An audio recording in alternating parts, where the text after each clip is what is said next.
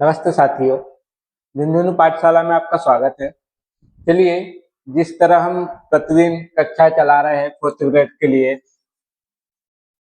जिसमें हम क्वेश्चन ले रहे हैं 20-25 या फिर 20 से कम हो रहा है 18-20 प्रश्न। इसी क्लास चल रही है हमारी, वो भी ज्यादा से ज्यादा 20 मिनट की क्लास होती है। इसमें आपको 20 क्वेश्चन आसानी से, वो भी विश्लेषण के साथ, हमें बहुत कम समय में मिल जाती है। तो आप क्या चाहते हो कि 20 क्वेश्चन वाली चलने दे या फिर कम से कम 40-50 क्वेश्चन वाली? बताइए, है ना। अगर 40-50 क्वेश्चन वाली क्लास चलने दी जाए तो कमेंट में जरूर बताएं। अगर ज्यादा से ज्यादा कमेंट आएंगे तो जरूर मैं कोशिश करूंगा, है ना। कोशिश क्या, अगर ज्यादा कमेंट आएंगे तो मैं पक्का 40 से 50 क्वेश्चन प्रतिदिन लेके आते जाऊंगा। चलिए, तो आज की हम कक्षा शुरू करते हैं। तो देखिए, सरकारी पत्रों में सामान्यतः किस संबोधन का प्रयोग होता है? तो आपको बताना, जो सरकारी पत्र होते हैं सामान्यतः, है ना, उसमें किस तरीके के संबोधन किया जाता है? तो श्रीमान कहते हैं, मान्यवर, महोदय या फिर महाशय। अब देखिए, बहुत ही डाउट हो गया इसमें, है ना। ऑप्शन इस प्रकार से है। तो आपको याद रखना है कि सरकारी पत्रों में जो हम संबोधन करते हैं वो महोदय के द्वारा किया जाता है ना। महोदय कहकर संबोधन किया जाता है। तो यहाँ पे हमारा तीसरा ऑप्शन सही हो जाएगा। अगला प्रश्न हम देखेंगे। अब देखिए, हर टॉपिक के एक एक प्रश्न लेके आया हूँ। बड़ी क्लास लेंगे जिसमें ज्यादा क्वेश्चन रहेंगे, तो कोशिश करूंगा कि एक टॉपिक के कम से कम 4 प्रश्न हो। तो ऐसे हमारे पास में 17-18 टॉपिक है, तो हमारे पास काफी क्वेश्चन हो जाएंगे। चलिए देखिए, डपोर संख का अर्थ बताइए, इसका क्या अर्थ होगा? डपोर संख का क्या अर्थ होता है? बहुत बड़ी गिनती, भारतीय संख को कहा जाता है, या फिर विशेष तरह का संख होता है कोई, या फिर बेसिर पैर की बातें करने वाला, जो बिना मतलब की बातें करे, है ना। डपोर शंख जो किसी काम का ना हो, है ना। अगर शंख को हम बजाए तो जो शंख की ध्वनि निकलना चाहिए वो ना निकल के कुछ अलग ही ध्वनि निकले, तो किसी काम का नहीं होता है। वैसे ही जो बातें किसी काम की ना हो उसको हम क्या कहते हैं? यार वो तो बिना सिर पैर के बातें करता है ना, तो उसको क्या कह सकते हैं? डपोर शंख, है ना। तो वो तो पूरा डपोर शंख है, इस तरीके से कहना है ना। अब ऐसा नहीं कहना कि बिना सर पैर की बातें करता है, ऐसा कहना कि डपोर शंख है, वो लड़का तो पूरा डपोर शंख है। इस प्रकार आपको याद भी हो जाएगा। तो हमारे पास जो सही हो जाएगा वो हो जाएगा चौथा। चौथा ऑप्शन हमारे पास में सही हो जाएगा। अगला प्रश्न हम देखेंगे। देखिए, साथ में आप क्लास देखते देखते कमेंट भी करते चलिए, है ना। कि आप यही सोचिए कि लाइव क्लास चल रही है जिसमें आपको ये ऑप्शन दिए है, तो आपकी क्या होंगी? प्रैक्टिस होंगी। आप सिर्फ देखोगे देखोगे तो दिमाग में कुछ चीजें रहती है, बाकी नहीं रहती है। आप कमेंट करोगे तो आपको बराबर याद आएगा कि यार यहाँ पे गलत हो गया था मेरा, यहाँ पे मैंने ये बताना चाहिए था, है ना, किस वजह से गलती हो गई। तो उससे क्या है, आपकी प्रैक्टिस काफी अच्छी होगी। चलिए, राम ने रावण को मारा। अब ये जो वाक्य है, राम ने रावण को मारा, इसमें आपको काल बताना है कि कौन सा काल है। तो वर्तमान काल, भूतकाल, भविष्य काल, या कोई नहीं, कोई ना कोई काल तो है, ठीक है। तो ये नहीं होगा। अब भविष्य में, ये तो क्या हुआ, भूतकाल में हो चुका है, तो भविष्य काल तो होगा ही नहीं। अब मारा कहा है तो यहाँ से थोड़ा डाउट आता है कि वर्तमान काल है क्या, लेकिन ये बात कब की है? भूत की है, तो वर्तमान काल नहीं होगा। ये हो जाएगा हमारे पास भूतकाल, ठीक है। और क्या कहा गया है? राम ने रावण को मारा, तो ये सामान्य भूतकाल हो जाएगा। कैसा हो जाएगा? सामान्य भूत। वही अगर वाक्य ऐसा आता, राम ने रावण को मारा था, अगर था लगा दिया जाता, तब हम इसको क्या कहते? भूतकाल ही कहते, लेकिन पूर्ण भूत कहते, ठीक है। पूर्ण भूत किस में आ जाएंगी? जो पुरानी बातें हैं उसमें अगर वाक्य में था लगा दिया जाए। जैसे महात्मा गांधी ने देश के शहीद होने, मतलब कि आजाद होने में काफी सहयोग किया था, अब था लगा दिया, अरे बात पहले की है, तो क्या हो जाएगा? पूर्ण भूतकाल हो जाएगा, ठीक है। इस प्रकार से आपको याद रखना है। चलिए देखिए, ये बताइए, काफी सिंपल है लेकिन ऑप्शन काफी कठिन वाले हैं, तो इससे थोड़ा डाउट हो सकता है। अली का पर्यायवाची है, अब आपको बताना कि अली का पर्यायवाची कौन सा है इसमें से। मधुमास को कहते हैं, वासव को कहते हैं, माधव को कहते हैं या फिर मधुप को कहते हैं। तो आपने देखिए इसमें से आपको पता है कि माधव तो कृष्ण भगवान को कहते हैं, तो कृष्ण का हो जाएगा पर्यायवाची। ठीक है, ये क्या है, मधु और प, जो मधु को पीता है। तो भौरा क्या करता है, अली सबसे पहले आपको ये पता होना चाहिए, अली किसका है, भौरे का है। ठीक है, भौरा क्या करता है, फूलों पे जाता है ना, फूलों के ऊपर बैठता है, मधु को पीता है, इसलिए उसको क्या कहते हैं, मधु, मतलब कि अली। अली भी कहते हैं और मधु भी, किसको, भौरे को। तो यही हमारे पास चौथा सही हो जाएगा। वासव किसका पर्यायवाची है, तो वासव किसका है, इंद्र का है। और मधुमास, मधु मतलब शहद होता है, और मास मतलब महीना, जो शहद वाला महीना हो। फूल कब खिलते हैं, बसंत के समय में, है ना, तो उसी को क्या कहते हैं, मधुमास को क्या कहा जाता है, बसंत। ये बसंत का पर्यायवाची हो गया, वासव इंद्र का हो गया, माधव कृष्ण का हो गया, और मधु किसका हो गया, अली का, मतलब कि भौरे का हो गया। ठीक है, अगला प्रश्न हम देखेंगे। देखिए, हथियाना में क्रिया है। अब आपको बताना कि जो हथियाना शब्द है उसमें क्रिया है। प्रेरणात्मक क्रिया है क्या, प्रेरणात्मक क्रिया में क्या होता है, जिसमें लिखवाना, पढ़वाना, है ना, इस प्रकार से आता है, वो होता है प्रेरणात्मक क्रिया। संयुक्त क्रिया क्या होती है, खेलने जा रहा है, खेलना भी एक क्रिया हो गया, जा रहा भी एक क्रिया होगी, तो क्या होगी, संयुक्त क्रिया होगी।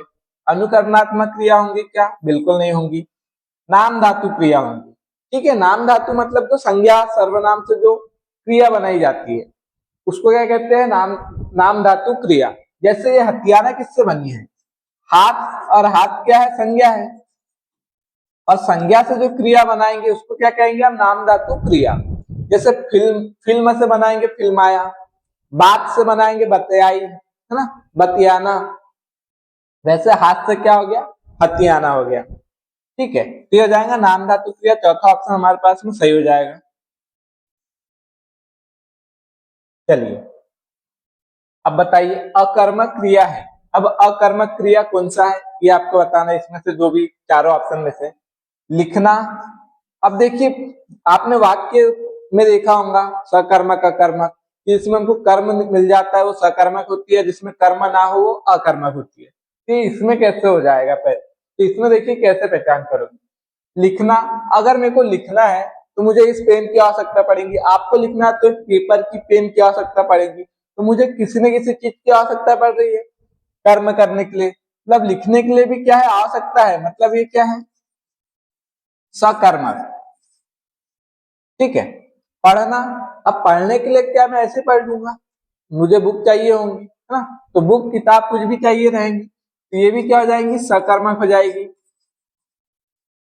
नाचना, नाचने के लिए आपके पास गाना नहीं भी बज रहा है तब भी आप क्या करोगे, नाच लोगे। ठीक है, आपको किसी चीज को हाथ नहीं लगाना पड़ रहा है, किसी चीज की तरफ देखने की आवश्यकता नहीं है, किसी चीज को छूने की आवश्यकता नहीं है। ठीक है, तो वो क्या हो जाएगा, आपके पास नाचना जो है अकर्मक क्रिया हो जाएगी। तो ये थर्ड ऑप्शन सही हो जाएगा।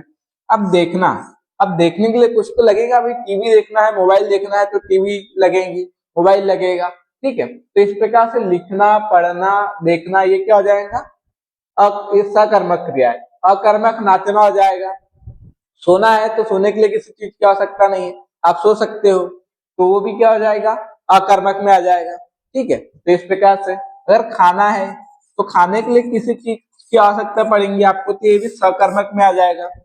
तो इस प्रकार से अगर आपको एक शब्द देकर पूछ ले कि सकर्मक अकर्मक बताइए, तो आप इस तरीके से बता सकते हैं। चलिए देखिए, क्रिया से बनी भाववाचक संज्ञा है, तो आपको बताना है कि क्रिया से कौन सी बनी। जैसे गहराई भाववाचक संज्ञा है, ये किससे बनी है, ये बना है गहरा से। और गहरा क्या है, विशेषण है, तो ये विशेषण से बनी हुई भाववाचक संज्ञा है। ठीक है, निजत्व किससे बना है, ये बना है निज से। और निज क्या है, सर्वनाम है, तो सर्वनाम से बनी भाववाचक संज्ञा है निजत्व। गांधीवाद किससे बनी है, तो ये बनी है गांधी से। और गांधी क्या है?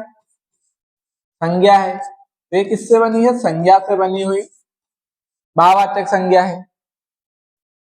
ये हो जाएगा हमारे पास में पहुंच। पहुंच किससे बना है? तो ये बना है पहुंचना से। ठीक है, पहुंचना से बना है। तो पहुंचना क्या है? क्रिया है। और हमसे क्या पूछा? क्रिया से बनी भाववाचक संज्ञा बताना है। तो क्रिया से बनी हुई है, चौथा ही ऑप्शन हो जाएगा सही। पहुंच जो है वो क्रिया से बना है। चलिए अगला प्रश्न देखेंगे। देखिए सर्वनाम वाला है। कोई आया है में सर्वनाम बताइए। संबंधवाचक, प्रश्नवाचक, पुरुषवाचक या अनिश्चयवाचक। अगर कहा जाता कौन आया है, कौन आया है, ऐसा अगर प्रश्न होता तो यहाँ प्रश्नवाचक चिन्ह लगा होता। ठीक है, प्रश्न करते तब आप प्रश्नवाचक सही कर सकते थे, लेकिन यहाँ पूछा है कोई आया है। अब कोई आया है तो हमको नहीं पता कि कौन है, तो निश्चित नहीं है। क्या है? अनिश्चित है। तो संबंधवाचक नहीं होगा, प्रश्नवाचक नहीं होगा, पुरुषवाचक नहीं होगा, क्या हो जाएगा? अनिश्चयवाचक सर्वनाम। तो चौथा ऑप्शन हमारे पास किसका हो जाएगा? बिल्कुल सही हो जाएगा, क्योंकि कोई आया है तो भाई हमको नहीं पता कि कौन आया है ना। तो हमको एकदम परफेक्ट नहीं पता है, कंफर्म नहीं पता है कि कौन आया है, हमको निश्चित नहीं है, अनिश्चित है, इसलिए अनिश्चितवाचक सर्वनाम हो जाएगा। देखिए संबंधवाचक सर्वनाम है। अब आपको बताना है इसमें संबंधवाचक सर्वनाम कौन सा है। तो जो वह है, वह क्या है? संबंधवाचक है क्या? नहीं है। वह व्यक्ति जा रहा है, यह अन्य पुरुष में भी काम आ जाता है और निश्चितवाचक में भी आ जाता है। तो इसको हम पुरुषवाचक सर्वनाम में ले लेंगे।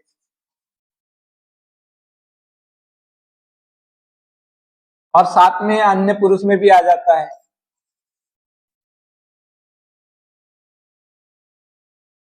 तो यहाँ पे संबंधवाचक में तो नहीं होगा। जिसका काम उसको भाए, है ना। तो ये क्या बताता है? जिसका जो है संबंध को दर्शाता है। तो यही हमारे पास में सेकंड वाला सही हो जाएगा। ये क्या है? संबंधवाचक।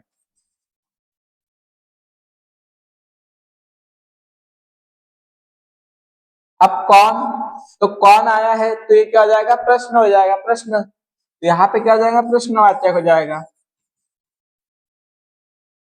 प्रश्नवाचक सर्वनाम हो जाएगा।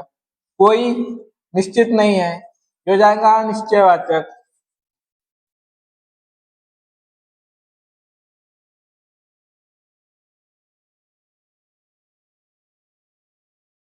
ठीक है, देखिए पुरुष, पुरुषवाचक में ही अन्य पुरुष आता है ना, तो इसमें ये नहीं आएगा, है। ठीक है, ये क्या है? किसमें? पुरुषवाचक में आ गया, मतलब अन्य पुरुष में आ जाता है। और साथ में ये निश्चयवाचक में भी आ जाता है, क्योंकि हमने कहा वह पेन, वह पुस्तक, तो हमने क्या कर दिया? निश्चित कर दिया, उसको संकेत दे दिया कि वही वाली चाहिए। ठीक है, तो ये किसमें आ जाएगा? वह पुरुषवाचक में भी आ जाता है और निश्चयवाचक सर्वनाम में भी आ जाता है। तो हमसे संबंधवाचक का पूछा था, तो जिसका जो है वो क्या करता है? संबंध को दर्शाता है। तो दूसरा जो ऑप्शन है वो सही हो जाएगा। अगला प्रश्न हम देखेंगे। देखिए प्र उपसर्ग नहीं है। अब आपको बताना है कि प्र उपसर्ग इसमें से कौन सा नहीं है। प्रखर, ये है प्र और खर। खर का अर्थ होता है चमक, तेज, है ना। जो तेज हो, जिसका दिमाग प्रखर हो, है ना, जिसकी बुद्धि कैसी हो? प्रखर मतलब तेज बुद्धि हो। प्र लग के उसका और विशेष हो जाता है। प्रस्तुत में क्या आ जाएगा? प्र और स्तुत। स्तुत मतलब तैयार हो जाता है, प्रस्तुत मतलब तैयारी। ठीक है, तैयार कर देना। प्रतिभा, अब ये शब्द क्या है? इसमें है प्रति उपसर्ग और ये है भा शब्द। ठीक है, भा मूल शब्द है। कैसे पहचान? क्योंकि आपने और भी शब्द देखे होंगे, जैसे आभा, तो इसमें भी भा लगा है, आ उपसर्ग लगा है। प्रभा, इसमें भी प्र उपसर्ग लगा है, भा शब्द है। तो वैसे ही भा में प्रति उपसर्ग लग के प्रतिभा हो गया। तो प्र उपसर्ग तीसरे वाले में नहीं है, तो ये सही हो जाएगा। ये क्या शब्द है? प्र उपसर्ग और अर्थी। अर्थी मतलब जो इच्छुक हो, है ना, सीखने के इच्छुक जो होता है। जैसे विद्यार्थी है तो जो विद्या ग्रहण करने का इच्छुक हो उसको विद्यार्थी कहते हैं। वैसे ये अर्थी है जो इच्छुक हो, तो प्र उपसर्ग लगा हुआ है इसमें, ठीक है। और यहाँ दीर्घ संधि हो गई है, तो प्र उपसर्ग इसमें भी है, इसमें भी, इसमें भी है, सिर्फ प्रतीक्षा प्रतिभा में नहीं है, इसमें क्या है, प्रति उपसर्ग है। यही प्रश्न आपसे ऐसा भी पूछ सकते थे कि प्रति उपसर्ग किसमें है,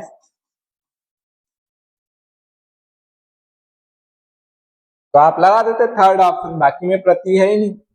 चलिए अगला देखेंगे।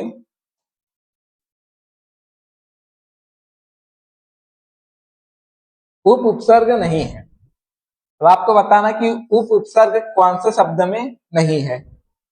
ये शब्द उपेंद्र है, तो ये किससे बना है, उप और इंद्र से। यहाँ उप उपसर्ग है। उपासना किससे बना है, उप और आसना से। यहां भी क्या है, उप उपसर्ग है। उपर्युक्त, ये शब्द है ऊपरी,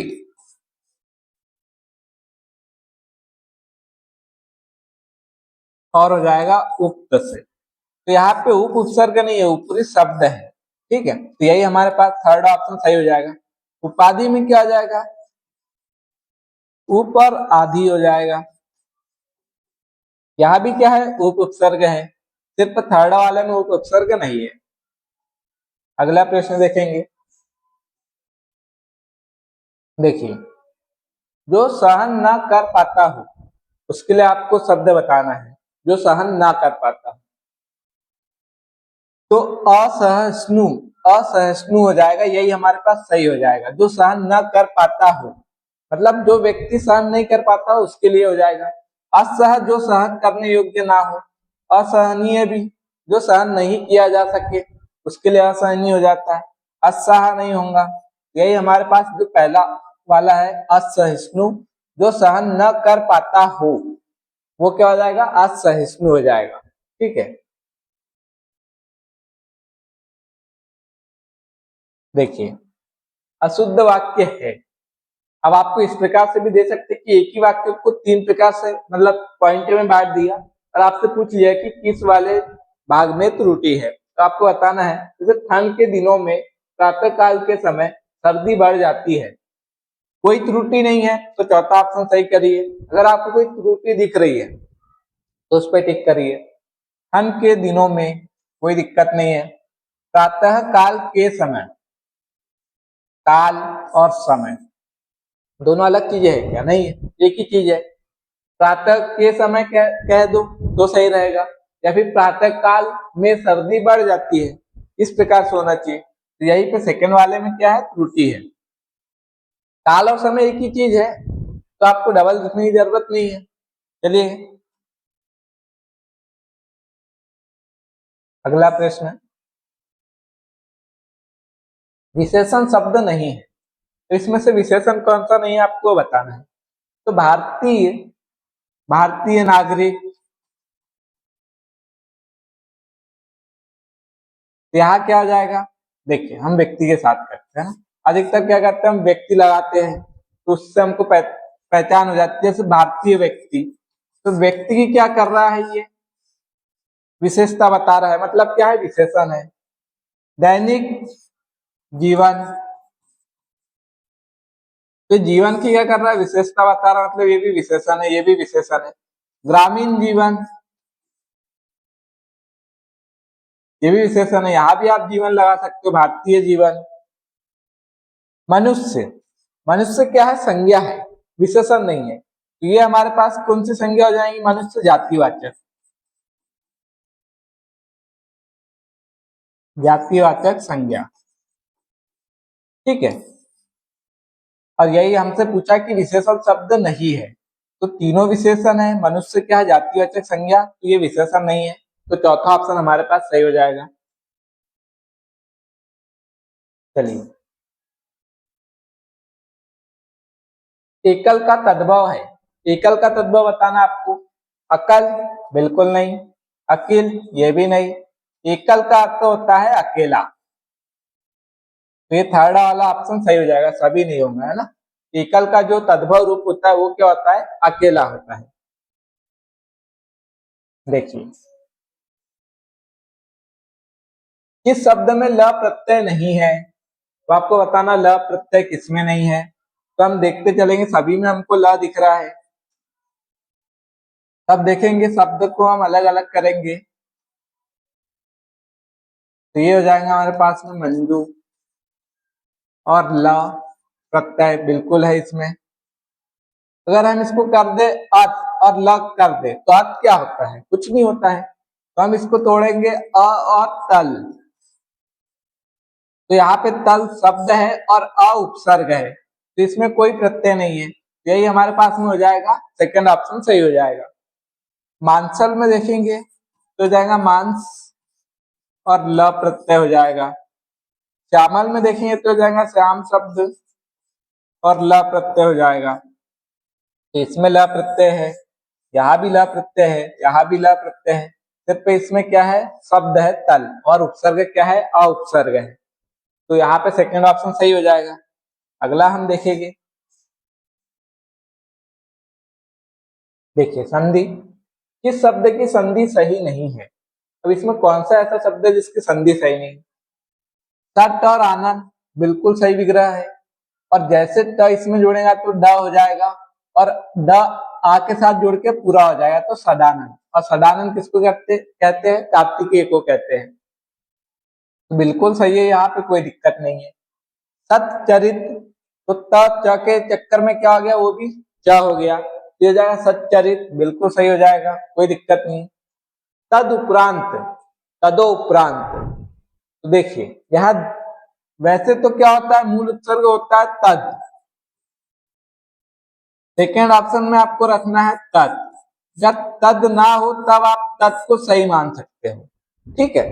और इसके साथ उपरांत अगर जुड़ेगा तो ये क्या हो जाएगा, जो ऊ है उसका ओ नहीं बदलेगा, उसको क्या बनेगा, यहाँ शब्द क्या बनना चाहिए था, अगर हम मान लेते हैं कि तद भी सही मान लिया है ना, तो भी क्या बनना चाहिए था, तदु उपरांत बनना चाहिए था।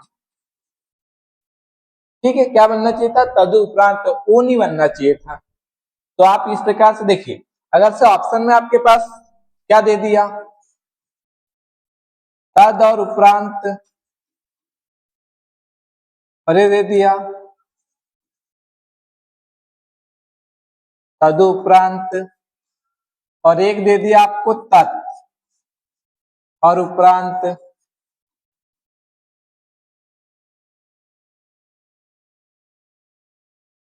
तब आपको ये आला सही मान लेना है, ठीक है, क्योंकि मूल उपसर्ग अगर आप पाणिनि के अष्टाध्याय में देखोगे तो संस्कृत के जो 22 उपसर्ग है ना, और बाकी जो उपसर्ग है अव्यय है, तो मूल किताबों से देखना चाहिए, तो वो क्या है, तद है, ना कि तत् है। ठीक है, ये क्या हुआ, भ्रांति बस गलत चलते आ रहा है, और काफी किताबों में भी अब यही प्रिंट हो चुका है, तो अधिकतर लोग यही पढ़ाते हैं। लेकिन बहुत से टीचर अभी भी ऐसे जो पेपर सेक्टर है वो क्या करते हैं, मूल किताबों के आधार पर परीक्षा करते हैं, है ना। क्योंकि पीएसआई के ऐसे मैंने कुछ एग्जाम्पल देखे हैं, इसमें उन्होंने तत् को सही माना है ना, वही उत को सही माना है और उत को ना मानते हुए ऐसे प्रश्न बनाए हैं। और बहुत से प्रश्न ऐसे बने जिसमें तत् को सही माना है और उत को, लेकिन सही तब माना है जब ये ऑप्शन में नहीं थे। ठीक है, या तो आपको ये ऑप्शन में नहीं मिलेंगे, और ऑप्शन में दोनों मिल रहे तो फिर आपको ये वाले चुनना है, द वाले। ठीक है, तो यहाँ पे क्या, अगर से मान लो यहाँ पे पूरा द होता, ये पूरा द होता, यहाँ हलंत नहीं होता, तब आप तत् को सही मान लेते, इसको गलत मान लेते हैं। ठीक है, तो यहाँ पे आप इधर गलती ना भी देखो तो यहाँ पे गलती है, यही हमारे पास गलत हो जाएगा। वाक और इस वागिस बिल्कुल सही, इसमें कोई दिक्कत नहीं है, तो यहाँ जो थर्ड वाला है वो गलत है। अगला प्रश्न हम देखेंगे, ये लास्ट प्रश्न है आज की क्लास का। इसके बाद आपको बताना भी है ना, कमेंट में जरूर बताएं कि कौन सी क्लास चलने दी जाए, 20 प्रश्न वाली चलने दी जाए या फिर 40-50 प्रश्न लेके आओ। चलिए, विदेशी शब्द नहीं है, अब आपको बताना है कि विदेशी शब्द कौन सा नहीं है। संतरा क्या है, विदेशी शब्द है। बाल्टी विदेशी है, साबुन विदेशी है, और ये तीनों ही किसके हैं, पुर्तगाली है।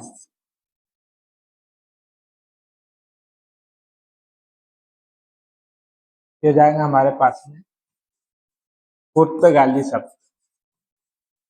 ठीक है, और जो आंगन है ये क्या है, तद्भव है।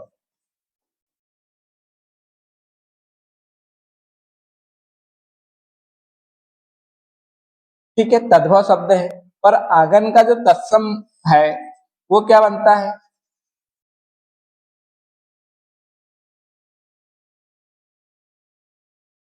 ठीक है, क्या बन जाता है, बिंदी नहीं लगेगी यहाँ। देखिए आंगन का तत्सम क्या बनता है, शब्द युग में भी आपको इसी के साथ में एक शब्द युग में भी याद करवा देता हूं।